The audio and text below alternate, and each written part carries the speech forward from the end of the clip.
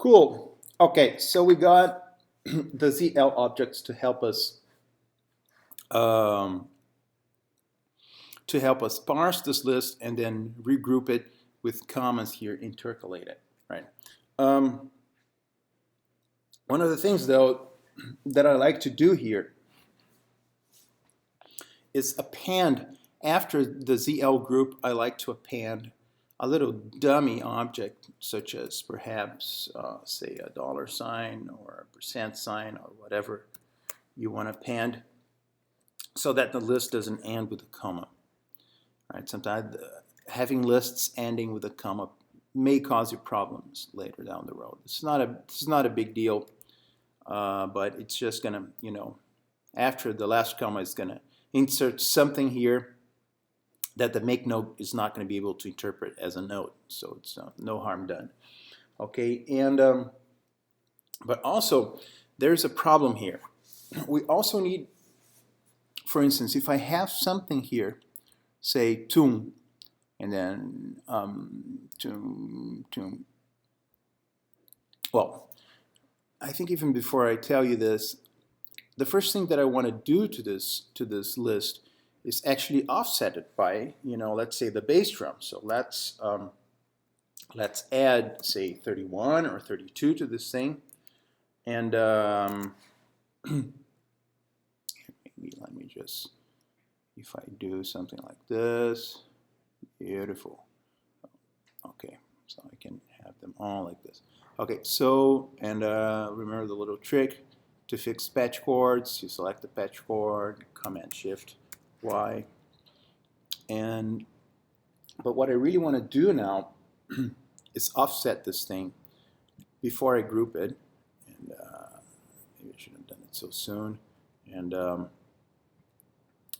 want to offset it by 32, so this is what I'm going to do.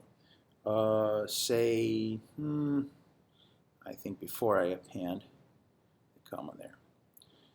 The problem is, though, when I offset this by 32, all right, it's going to, if I have nothing, it's going to give me either, 33 or 32, 33 or 32, 33 or 32.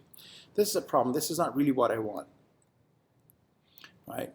And let's take the opportunity here that we are at this to go ahead and find a better version of this matrix control object, which we're going to find here at the max help.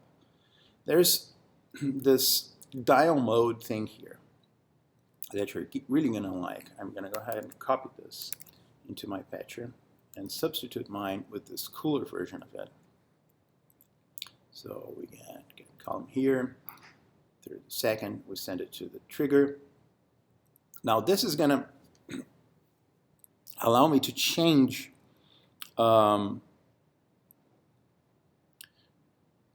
at least 16 values here of these little knobs there. So I don't need to have just bass drums in this line. I don't need to have just snare drums in this line. I can have whatever I want. And we can also have chords here. If these are instruments, we can create whole phrases. Oh, I'm pretty sure you can appreciate the potential of this small little change. So, by the way, why is it not working? Okay, oh yeah, because it's not connected there.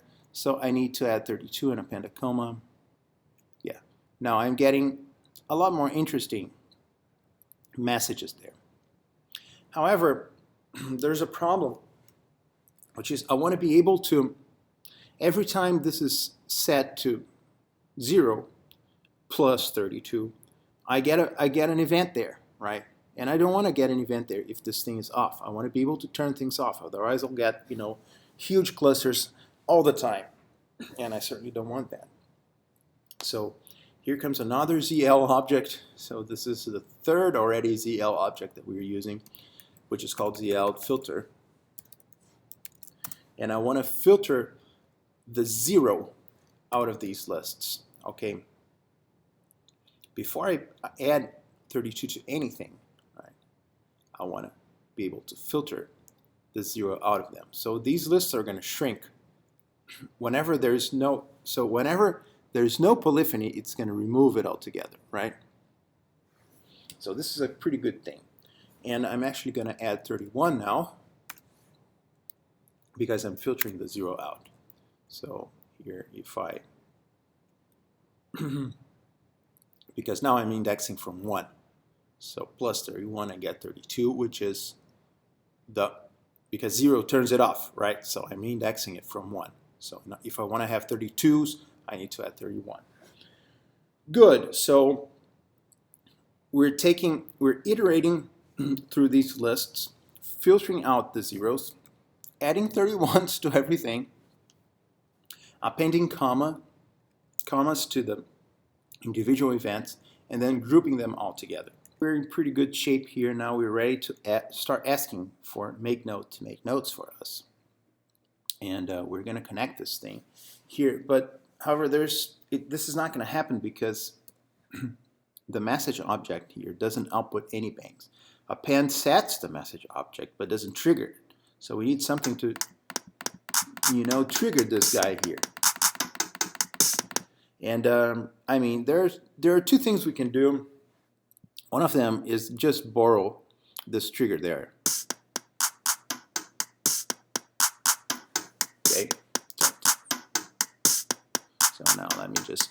Oh, by the way, this is a good thing that you might want to introduce right now, which is another message called clear, right? So that you can clear all these things at once. Trust me, this is going to save your life. Okay.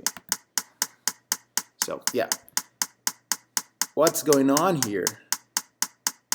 Yeah, there's something. Yeah, is that there's nothing going on. This message got stuck at 37. Right, and this trigger doesn't stop working, so you might need to fix this thing here. So one good way of fixing this is by adding another ZL object. Yeah, so this is what the fourth ZL object we're adding in this chain here.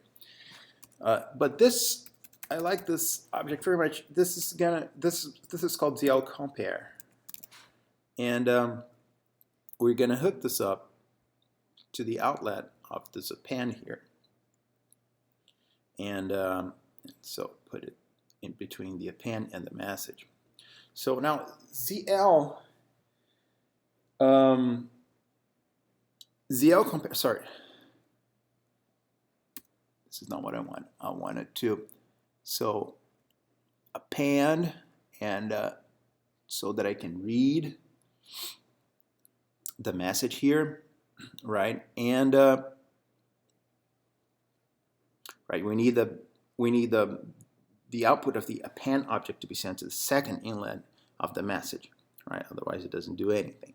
And then now the ZL compare is going to read each event that append sends to it, and then compare it to the previous event, and only output a bang if those things are different.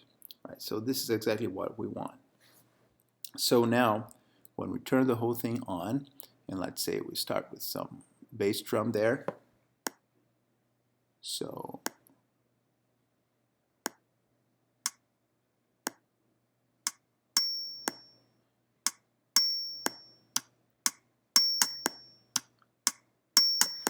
this is pretty much what we wanted, actually. Okay, so, well, I guess this is it.